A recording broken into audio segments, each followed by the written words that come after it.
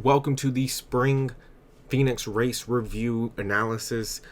Let's talk about this race because it was a good race. The added traction compound in the top lane of the track was able to provide some excellent racing. They weren't all single file kind of stuck at the bottom of the racetrack. We had some quality Phoenix racing. We had pit strategy. We had side-by-side action. Our leaders were all packed together. For the majority of the race, we had comers and goers. It was an excellent race. Would I say it's the top race this year? No. But overall, it was a good race. It was kind of somewhat a back-to-normal type race. We had our top teams come and not play around this week. Everybody showed up with what they thought was going to be the best setup, and overall, we had a lot of people come through the pack, lead some laps. Penske and Hendrick continues their dominance from this season.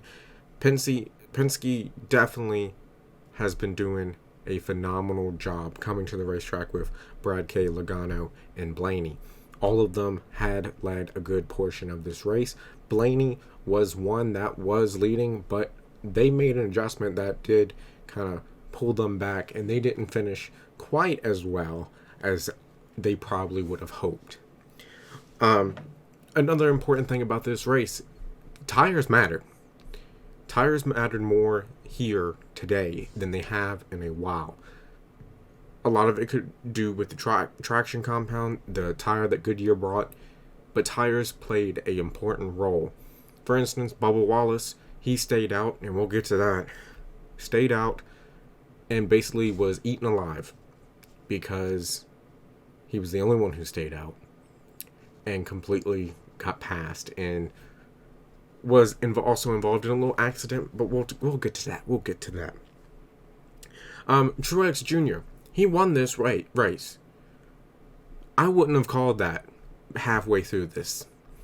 About halfway, Truex was a 15th to around 13th place car. Was kind of struggling. It kind of reminded me of Kyle Busch in the previous couple races. But they pitted, made some adjustment, and then they became the fastest car on the track, even going through traffic. Phenomenal job from Truex. It's good to see Truex leading races and able to compete for a win and ultimately getting the win. Like I said, Hendrick Motorsports is strong. They had 3 cars go to the rear field and start this week. But Kyle Larson, let's talk about Kyle. Kyle Larson went through this field probably 4 times. When they started the race, came through. Sped. Got in the back, came back, charged up through, green flag pit stops, sped during those, which it was in one of the section 10s, which is one of the curves on pit road. Jeff and Clint did a great job of explaining how he probably on his digital dash was not speeding, but because he might have took it at a sharper angle and being right there on the edge, it took him as speeding. But still charged back through the field and ultimately finished 7th. Great run by Larson. It's good seeing that 5 car back up front and competing as strongly as it did, say, 2009 with Mark Martin. Bowman. Again, these Hendrick cars are doing fantastic. Bowman crashed early on. It was kind of it was an accordion effect. Chastain got a little loose. Bowman checked up. Dillon got into him. Ultimately hit the wall. Had some massive rear damage. But still able to run strong and finish 13th. Excellent job for Bowman getting those points. These are the points that are going to matter later on when it comes. Stewart Haas Racing did a lot better. They showed up with a better setup. They are still not the Stewart Haas Racing we have known in the past. Kevin Harvick did run top 10 for the majority of the race. Still not as strong, but of course, Harvick hasn't really performed well at Phoenix since they reconfigured it. His last win was like 2018, and ultimately he was the king of the desert back then, but hasn't really won or dominated a race at Phoenix since. But it's good to see him run up front. Almirola, Custard, and Briscoe all was in around the top 15. Ultimately, Custard, though, poor Custard. Bubba Wallace tried to do a crossover move, didn't time it right, while while Custard was coming up. They connected bumpers. Custard got put in the wall, and ultimately cost him a good run. It was sad to see that, but ultimately that's the thing.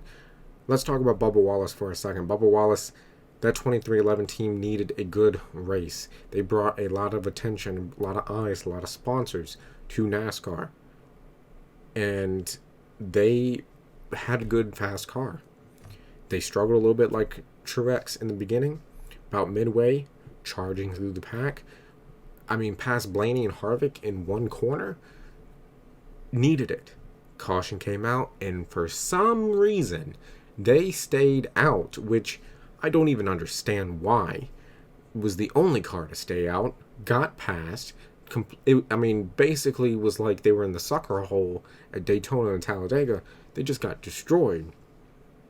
He did run a little bit well right there on the restart, but ultimately just dropped and sank back and ultimately finished 16th. Got into Custard a little bit, but ultimately, like, you needed a good run. You didn't need any trouble, and you kind of cost yourself a decent top 10, maybe a top 5, and if we're pushing it, maybe the win, because him and Truex was able to come through there around the same time. Overall, let's look at the top 10. You got Truex Jr. winning this race, ties himself on the all-time wins list with Carl Edwards. Joe Logano finished second. Again, Penske ran up front the majority of the race. Logano, I thought, had steering issues at one point, but ultimately just kept cruising, so must not have been that big of a deal. Hamlin finished third. Brad K finished fourth. Elliott fifth. A good run for Elliott. There near the end, Elliott actually was stuck around 20th due to a speeding penalty, but ultimately was able to charge late, finished top 5. Kevin Harvick 6th. They needed that run, especially after the letdown of Las Vegas last week. Kyle Larson finished 7th. William Byron finished 8th. Byron, Larson, and Elliott all started in the rear of the field, and for them to have strong top 10 cars really shows the strength of Hendrick Motorsports this season. Christopher Bell finished 9th. It's good to see the 20 car running top 10. Really hasn't done that since Matt Kenseth. And then Ryan Blaney runs out the top 10. Almirola able to finish 11th. Did some bold restart moves. Good to see Almirola, that 10 car, up there, right there at the top 10. And then Ricky Stenhouse Jr. runs out your top 12. Notable, Kyle Busch finishes 25th. Kyle's 2020 was bad, but this 2021 is still just as bad, if not worse. Accident, just not running well. I mean, Kyle Busch is really struggling this season, and it is showing. It is really showing. He is not as competitive as the other Joe Gibbs Racing teammates, and Kyle needs to turn this around, because ultimately his season's not looking good right now. Of course, it's still early, but still not looking good. Overall, good race.